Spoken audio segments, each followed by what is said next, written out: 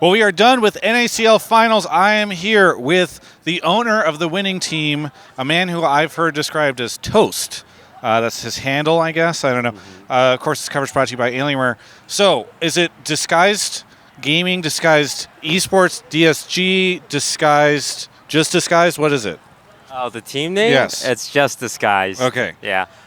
We actually still are debating whether or not to use DSG as the common phrase because it's owned by Dick's Sporting Goods, apparently. Yes. But disguise is available. Okay. So I've been calling it disguised more. Yeah, I keep seeing DSG, and then I was like, is that disguised gaming? Because there's a G at the end.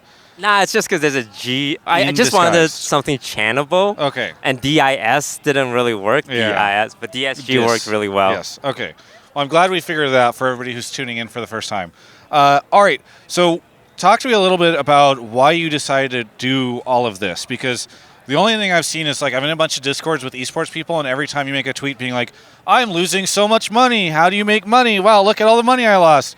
That tweet just gets linked instantly, and everybody discusses it. So why did you decide to do this? I don't know. I kind of grew up on esports like 10, 12 years ago. Like I grew up watching Scara on Dignitas, like Jat, Team Fear, XDG, the Curse House, CL, like TSM. It's always been something that I was very passionate about, and I'm finally in a position to be involved. Like I'm never good enough as a player, but maybe I could be an owner that has players that plays for me. Yes. So that's how it got started, and it just seemed like fun because I got bored with streaming, and now this was like the thing I could put my time and attention into. Is the goal to turn it into a profitable business? The goal is to turn it into a non-unprofitable business. Break even. Break even. If we can break even in 2 years, it's profitable by esports sense. Okay. By esports sense. Break even is profitable by esports sense. Okay. And do you, like, obviously you guys won this. I heard you talking on stream about, like, oh, yeah, it's funny, like, we could try to get into the LCS maybe, but it's, like, too much money, and you have to pay all these players a bunch of money. So I guess that is a question is, like, okay, you won. Yeah. That's awesome. I'm really happy for you guys. Now what, I guess? You run it back next year? Run it back next year. Try and convince some sponsors to give us some money. Try and see if Riot will ever allow like one extra spot in the LCS for relegation. Well, I don't know if you know that, but people are they're trying to sell and try to get out. So Immortal, like TSM was trying to sell. Immortal did so bad. Technically, they could be kicked out or something. Yes. Some companies are losing money. Like we can work something out. Yes. Okay. Right? So you are open to joining the LCS? Yeah, I'm open to join the LCS, but I worry that might make your 2-year window even longer. Yeah, I heard joining the LCS actually loses you more money, which is kind of crazy. Like the more you win and the more successful you are, you actually lose more money in esports. It's better to just lose. Yes. So you failed today. Yeah, I failed at saving money because even flying the players out and like putting them up in hotel. Like luckily for us, Riot covered the flights. Yeah. But like the food, the vouchers for Uber, some are covered, some are not, and you actually just end up spending more money. Zazel said that they were really pushing the food budget.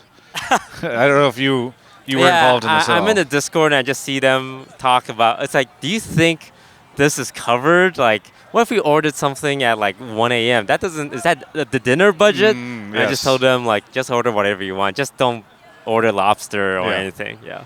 All right. So talk to me about winning. What was that like for you? You know, obviously you were not on stage, but you're like co-streaming. You've been along with these guys for a long time. So what was the experience of winning as this team like for you?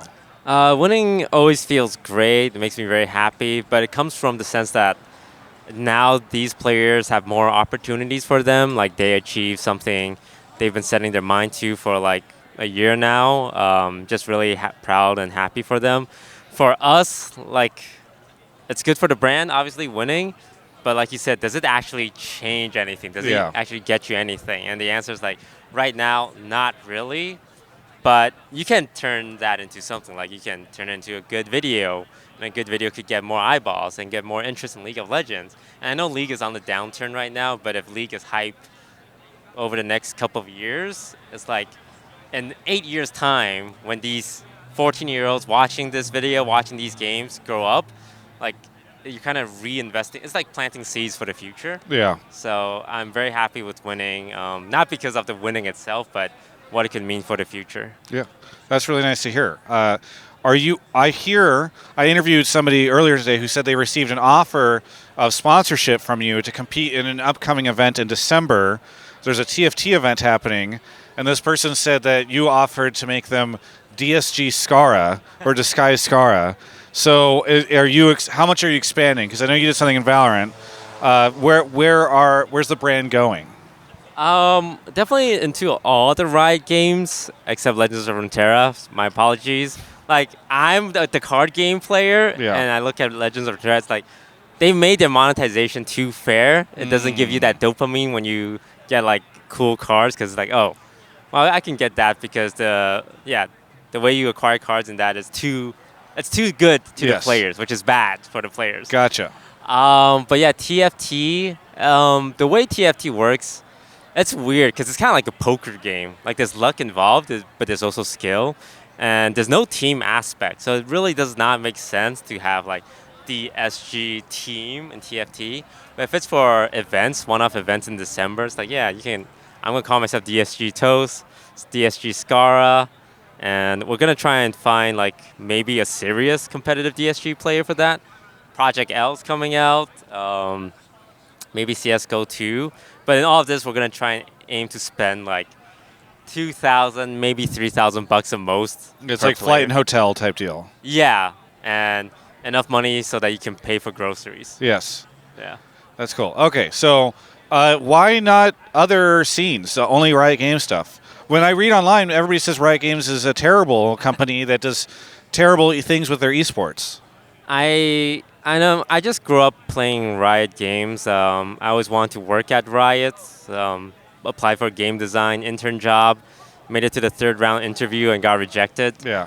It happens to all of us, right? It happens to all of us. But I think Riot is very good at making just really cohesive, consistent products. Yeah. And I think they can be convinced to do new things and try new things. Like even watch parties.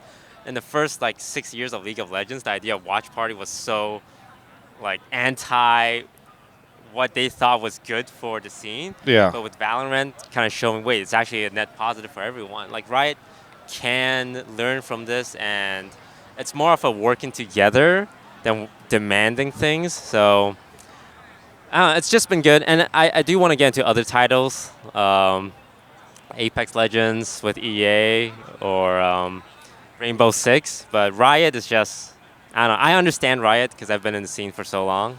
It's easier to work with. Yeah. You said you grew up on Riot Games. I was trying to remember which champion says the line, "This guy's toast." Yeah. I mean, I like Blizzard too, but they kind of are not the same company they were 8 years ago. But before I was a Hearthstone streamer, I played League. I played beta. I got the King Bowser Rammus skin, the UFO Corki skin.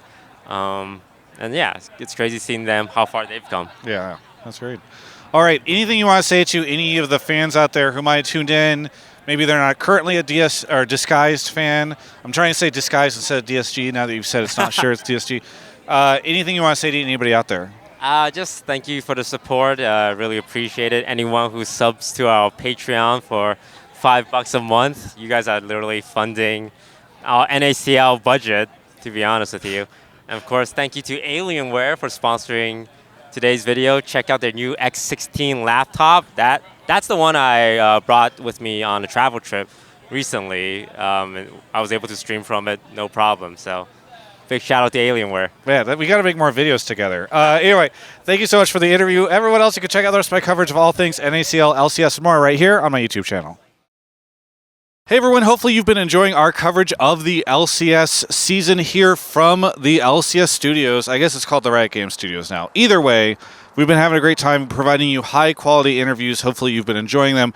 And I wanted to show you, speaking of high quality, an amazing piece of hardware. This is the M18 notebook that Alienware has hooked us up with. It's been great. We've been providing you coverage straight from this notebook. Now, this Alienware M18 features a NVIDIA GeForce RTX 40 series GPU. This is Alienware's most powerful laptop, and having this in our arsenal allows us to get content to my channels quickly. So again, thank you so much to Alienware for sponsoring our coverage and for powering our summer split.